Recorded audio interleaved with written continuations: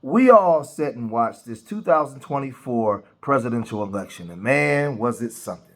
You know, the anticipation leading up to the election was crazy. We had people calling our cell phones 80 times a day, asking, are you registered to vote? Who are you voting for? They was ringing your doorbell. Vote blue, save democracy. I'm talking about people stopping you in the streets, saying we're going back. Don't go back. Vote blue.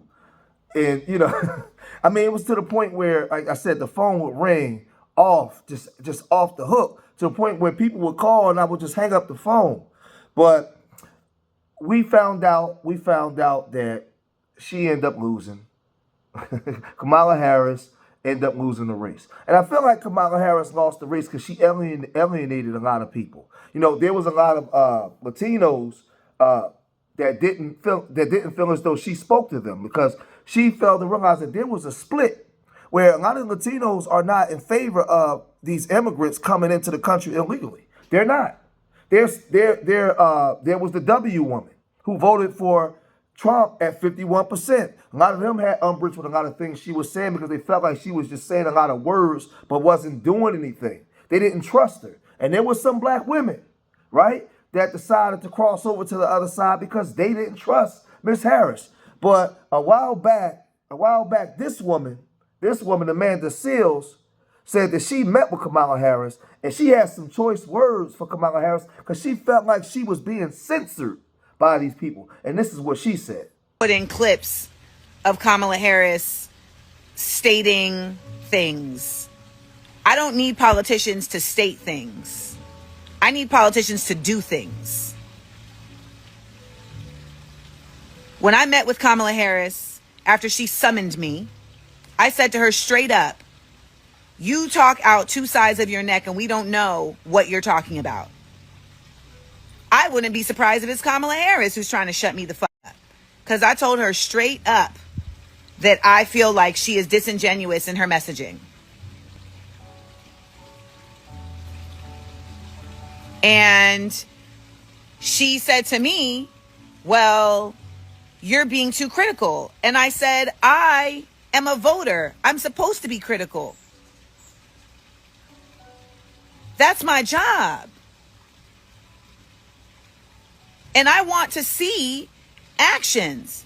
She said, well, how am I supposed to talk about racism in America without calling Americans racist? I said, well, first of all, there are many racist Americans. But there's also policy, legislation, institution, and systems that are racist that need to be addressed. They need to be addressed. And if you're not going to do that in an actualized way and in a loud, bold way, people will never really know where you're coming from. Well, you can't tell me how I feel. So I'm not telling you how you feel. I'm telling you how you sound.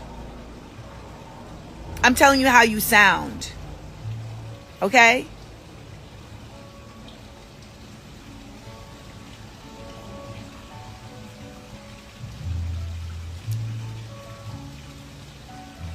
The truth is that you should always question your source and what are their intentions. And what you all need to know is that I don't need to do any of this. I don't need to talk about any of this. So you see this, she's saying that she met with Kamala before the race and she was pressing Kamala on issues. And Kamala said she felt as though she was being too critical. And as she said, well, I'm supposed to be critical. I'm a voter. I'm not a big fan of Amanda Seals, but Amanda Seals is one of these women. I believe that she's a feminist. She's on that woke side, but she says that she fights for black people. She's every time you see her, she's always emotional. But she was grilling or coming for Kamala Harris, and she was saying that she felt like she's being censored by them because she dared to ask questions. And she says she feels like Kamala just does a lot of lip service. But when people ask her difficult questions, she doesn't answer any questions. She talks around the question that you're asking. And Kamala said, well, I think that you're being too critical. And it gets real crazy because Now we found out what happened during the election, and you're hearing people talk about why they didn't support the Democratic Party and why they didn't support Kamala Harris. Now all the pieces of the puzzle is starting to add up. But this is what Amanda Seales said afterwards. Check this out. Ignore your base and win an election. It's just what it is. Now, they might, have some tricks up their sleeve and whatever. Can't be a black woman running like a white man and win an election. Not for the real ones, at least. Not for the real ones. Not for the ones that actually know what the fuck we're talking about. Yeah, her base, Sticky, her base. Yeah, you can't run and ignore your base. Your base are the people who are not. It wasn't, you can sit here and say, oh, it was Latino women and white women, but what you're ignoring is the fact is that there are bunches and bunches and bunches of people who simply did not vote. Yes, and a lot of her bases voted for Trump because she did not give them anything interesting to vote for. Obvious is that there were incredibly large swaths of people that begged to be seen. That begged to be seen. And they were ignored. He's speaking to all of those people. Let me speak to all the people that he's forgetting. Let me make them feel home.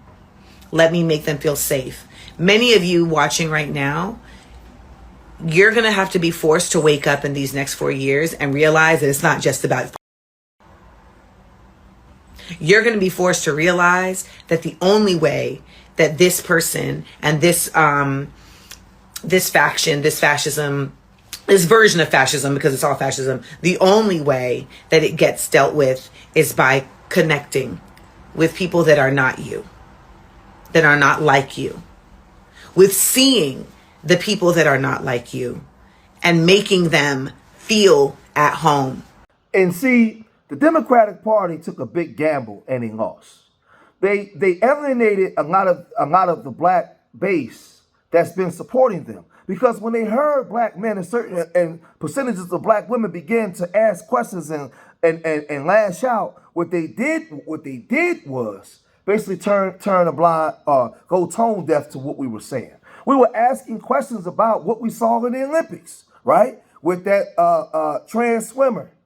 We had questions about trans and playing sports with women, trans using bathrooms with women. The situation with the hormone blockers for children, and children are having to get permission from parents to have conversations, and these people in the schools with children, they were tone deaf when it come to that.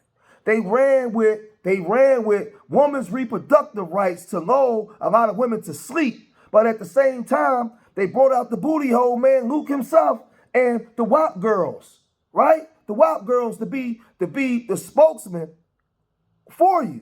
While you're promoting, just think of this, family. I want everybody to think of this.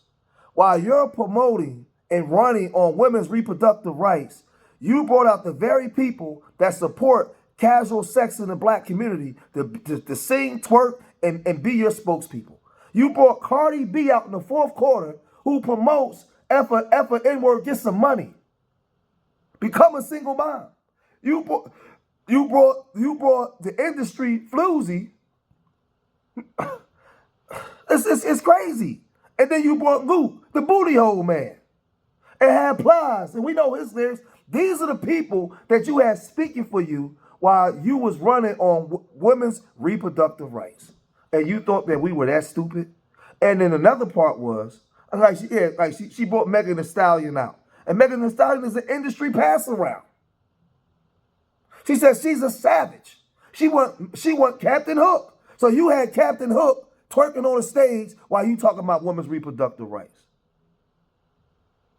And then what you did was you thought, because they was pushing the immigration policy, that the Latino community will follow you right or wrong, weak or strong, and you will be able to get, if you can't trust the W woman, because she's going to vote race, not gender, maybe the Latino base will push you over the top. And they didn't do it. They didn't do it. It didn't work. No cigar. It didn't work. So you lost because you alienated your base. Where we were saying, hey, we not cool with this. What the Republicans did was they heard what we were saying and said, all right, dig this here, right? We want to get more international things back in order. So we're going to give the American people what they're asking for. We're going to shut this down. We're going to boost the economy back up. We're going to put money back on the streets while we go over and deal with Ukraine, deal with the Asians in Africa, while we deal with all the things that's going on internationally, like the same thing they did during the time of Reaganomics. We're going to boost the morale of the American public again while we go wreak havoc internationally. That's the Republicans' way. That's the Republicans' way. And the Democrats failed to read that playbook, and now they're paying the price.